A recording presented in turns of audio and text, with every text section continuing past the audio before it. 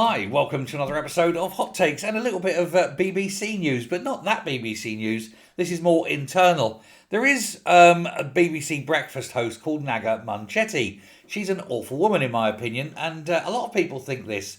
She's been accused of bullying, of nastiness. She's very arrogant, very conceited. She thinks she is the bee's knees. She sits there and expects people to bring her coffee at the right temperature, remove all the blue M&Ms, that sort of thing. My water must be this water, it must be at that temperature. Why, don't look at me when I'm not, doing this, and don't talk to me because you're scum, that kind of thing.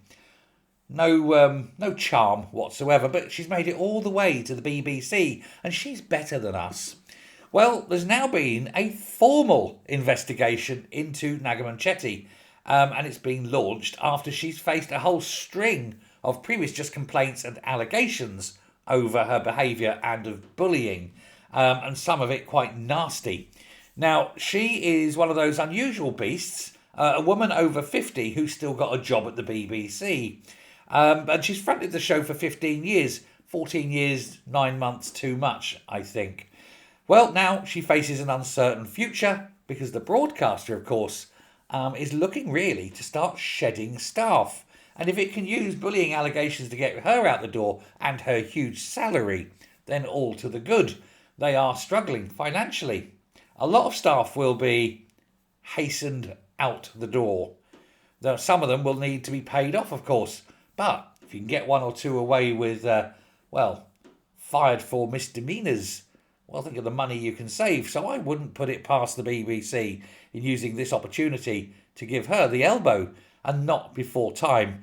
Back in August, several TV sources claimed that several colleagues had lodged complaints over Naga's hard and bullying behaviour on The Breakfast Show, as well as her Radio 5 live show. Now, at the time, the bosses put Naga on, I'll put her under review, shall we say.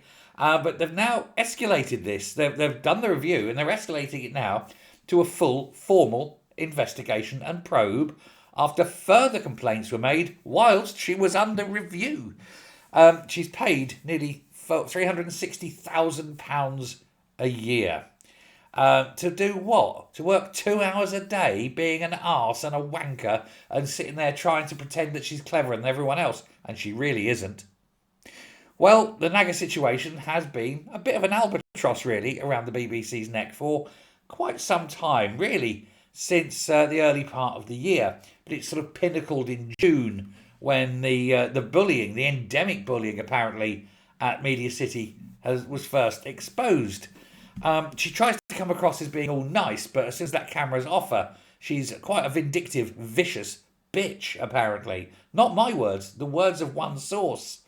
Hey, I don't disbelieve this source.